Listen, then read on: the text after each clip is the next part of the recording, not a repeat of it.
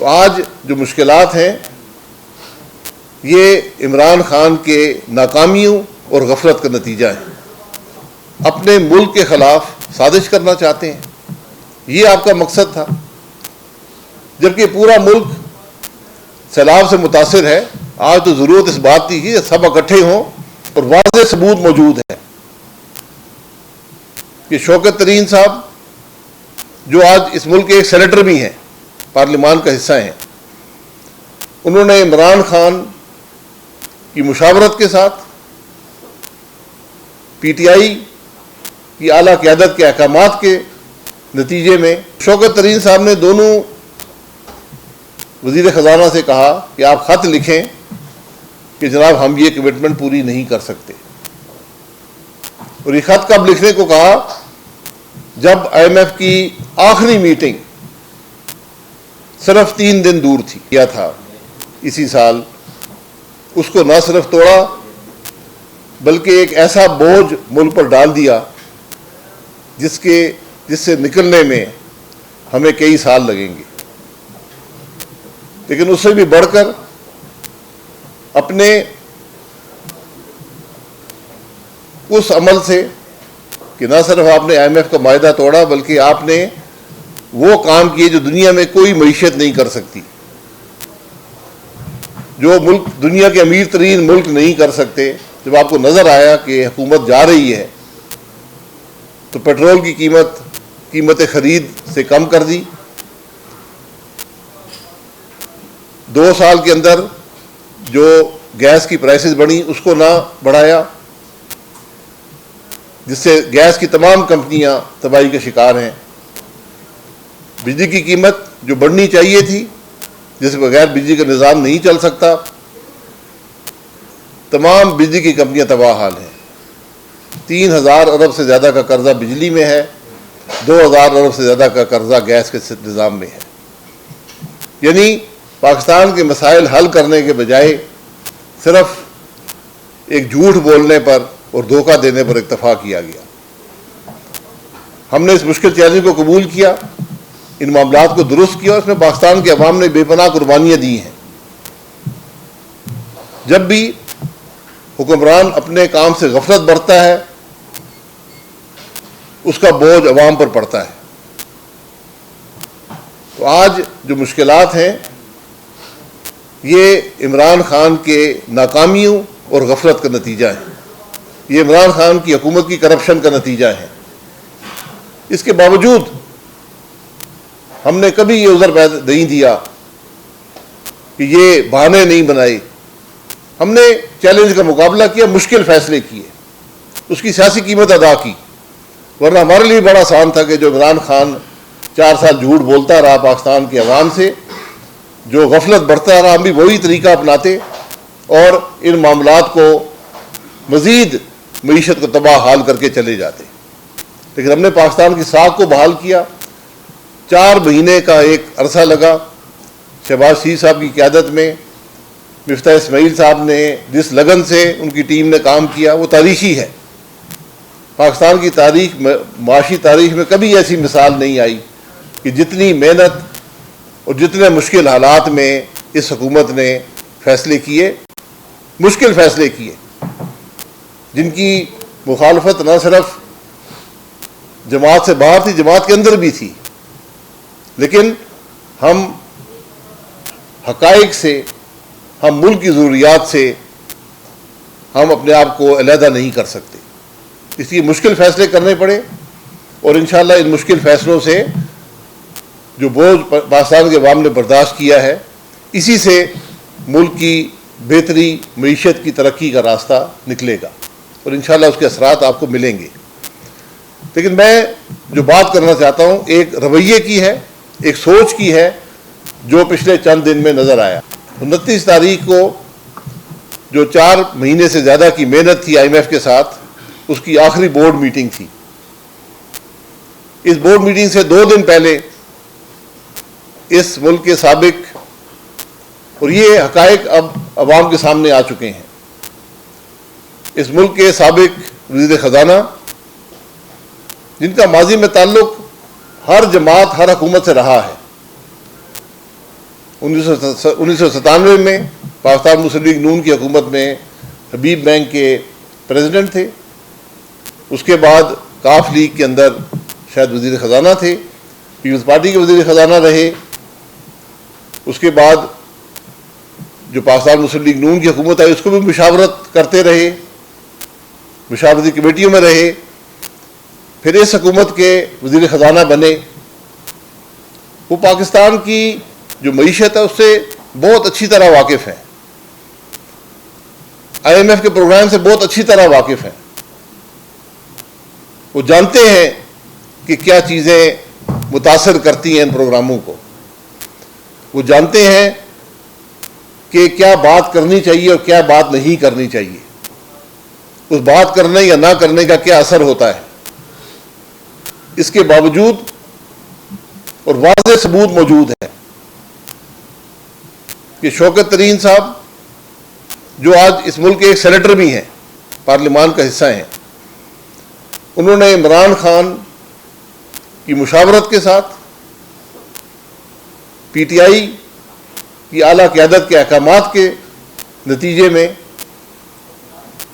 شوکت ترین صاحب نے پنجاب کے وزیر خزانہ اور خیبر پختونخوا کے وزیر خزانہ سے رابطہ کیا کہ آپ وفاقی حکومت کو خط لکھیں کہ سیلاب میں بڑی تباہ کاری ہو گئی ہے اور ہم نے جو کمٹمنٹس IMF کے پروگرام کے لیے کی ہیں, اور یہ کوئی نئی بات نہیں ہے, ہر صوبائی حکومت ہر سال یہ کمٹمنٹ دیتی ہے کہ میں اتنا سرپلس میں دوں گی. یہ کوئی انوکھی بات نہیں ہے, یہ پہلی دفعہ نہیں ہوا, اور اس کو پورا کرنے کی بھی کوشش کرتی ہے. تو شوکت ترین صاحب نے دونوں وزیر خزانہ سے کہا کہ آپ خط لکھیں کہ جناب ہم یہ کمٹمنٹ پوری نہیں کر سکتے. اور یہ خط کب لکھنے کو کہا؟ جب IMF کی آخری میٹنگ صرف 3 دن دور تھی. اس ساری گفتگو کا, اس مشاورت کا صرف ایک مقصد تھا کہ پاکستان IMF کے پروگرام کی منظوری حاصل نہ کر سکے. اور یہ بات پنجاب کے وزیر خزانہ نے کی. شوکت ترین صاحب کی گفتگو جو سامنے آئی ہے جس کی کوئی تردید ممکن نہیں ہے. پنجاب کے وزیر خزانہ نے کہا کہ ریاست پر کیا اثر پڑے گا. اس کے جواب میں جو کچھ شوکت ترین صاحب نے کہا وہ بھی سب نے سنا ہے. انہوں نے کہا جی ریاست کی پرواہ مت کریں, یہ دیکھیں کہ ہماری جماعت کے ساتھ کیا ہو رہا ہے, ہمارے چیئرمین کے خلاف کیا ہو رہا ہے, دہشت گردی کے پرچے بنے ہیں. یعنی انہوں نے کہا کہ ان سب کو چھوڑے, ریاست کو ایک طرف رہنے دیں, پاکستان کے عوام کو بے شک تباہ ہونے دیں, ہم نے اپنی سیاست بچانی ہے, اپنی جان بچانی ہے.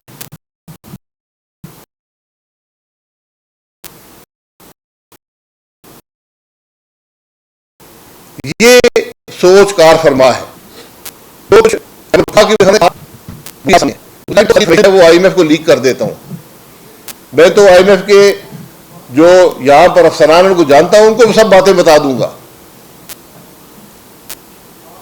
آپ اپنے ملک کے خلاف سازش کرنا چاہتے ہیں, یہ آپ کا مقصد تھا, جبکہ پورا ملک سیلاب سے متاثر ہے.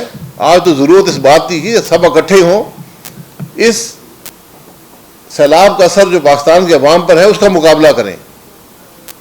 لیکن عمران خان کی سوچ صرف یہ رہی ہے کہ میں اپنی سیاست بچاؤں, میں سیاسی مقصد حاصل کروں, پاکستان کی معیشت بے شک تباہ ہو جائے. اور اس کا نمونہ 4 سال میں عمران خان نے پیش کیا. ایک چلتی ہوئی معیشت کو عمران خان نے تباہ کیا, اور وہ تباہ کاری ایسی ہے کہ اس کے اثرات کو زائل کرنے میں آپ کو کئی سال لگیں گے. بہت سے مشکل فیصلے کرنے پڑیں گے. وہ کچھ فیصلے حکومت نے کیے ہیں, لیکن مجھے افسوس اس بات کا ہے کہ اگر عمران خان کی سوچ ناکارہ تھی, عوام دشمن تھی, ملک دشمن تھی, تو کیا یہ لوگ جو اس ملک کے حساس ترین عہدوں پر رہے ہیں، حساس ترین عہدوں پر ہیں، 2 بڑے صوبوں کے وزیر خزانہ، ایک آدمی جس کا 30-35 سال کا تعلق پاکستان کی معیشت سے ہے، جو اس کا ہر پہلو جانتا ہے، وہ ایک منظم سازش کے تحت ایک دوسرے سے رابطہ کر کے پاکستان کی معیشت کو تباہ کرنا چاہتے ہیں، صرف ایک مقصد کہ پاکستان 29 تاریخ کو IMF پاکستان کے پروگرام کو ریجیکٹ کر دے۔ ایک نکاتی ایجنڈے پر ان افراد نے کام کرنے کی کوشش کی۔ یہ حقائق پاکستان کے عوام کی عدالت میں رکھنے ضروری ہیں۔ باقی جو اس کے قانونی پہلو ہیں، مجھے اس کا علم ضرور ہے،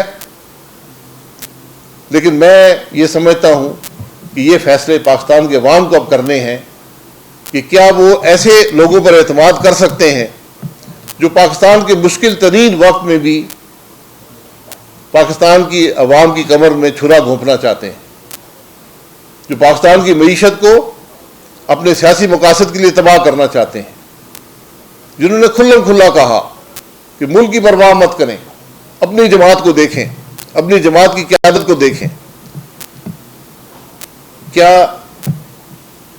میں حب الوطنی کا میرا کوئی دعویٰ نہیں ہے، لیکن جو آدمی یہ کام کرے گا میں اس کو اپنا دشمن سمجھتا ہوں، پاکستان کے عوام کو دشمن سمجھتا ہوں، پاکستان کو دشمن سمجھتا ہوں۔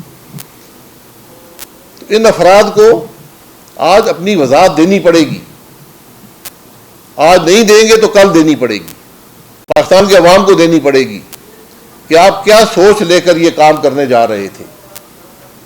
خیبر پختونخوا نے تو خط بھی لکھ ڈالا اور کوشش کی کہ کسی طرح یہ پروگرام منظور نہ ہو پائے، اور وزیر خزانہ خیبر پختونخوا نے خود کہا کہ میں تو سب انفارمیشن IMF کو پہنچا دیتا ہوں، یہ خط بھی پہنچا دوں گا۔ یہ کوئی غلطی سے یہ کام نہیں ہوا، یہ کوئی انجانے پن سے یہ کام نہیں ہوا، یہ ایک منظم سازش ہے جس کا ریکارڈ موجود ہے۔ تو آج پاکستان کے عوام کو اس کا جواب دینا پڑے گا، پاکستان کے عوام کے سامنے آپ کو جواب دینا پڑے گا، عمران خان کو جواب دینا پڑے گا کہ جب ملک ڈوب رہا تھا تم پاکستان کے خلاف سازش کر رہے تھے، تم پاکستان کی معیشت کو تباہ کرنا چاہتے تھے۔ کیا یہ سوچ ہے جو ایک پاکستان کی عوامی لیڈر کی ہونی چاہیے؟ کیا یہ سوچ ہے جو پاکستان کی معیشت کو بہتر کرے گی؟ وہ معیشت جس کو تم نے خود تباہ کیا۔ تو آج یہ لمحہ فکری ہے ہم سب کے لیے، پاکستان کے عوام کے لیے، پاکستان کی سیاسی لیڈرشپ کے لیے، کہ اس وقت جب ہم سب کو اکٹھے ہونا چاہیے تھا، اپنے سیاسی اختلافات کو ایک طرف رکھ کے، جو بھی جھوٹی سچی باتیں آپ کرتے ہیں ان سب کو ایک طرف رکھ دیں۔ سیاست کا وقت بہت وقت پڑا ہوا ہے، آج بات ملک کی ہونی چاہیے تھی۔ چلے اگر آپ بات نہیں کر سکتے تو ملک کے خلاف سازش تو مت کریں۔ یہ وہ سوالات ہیں جن کے جوابات عمران خان کو، شوکت ترین صاحب کو، پنجاب کے وزیر خزانہ کو، خیبر پختونخوا کے وزیر خزانہ کو دینے پڑیں گے۔ جناب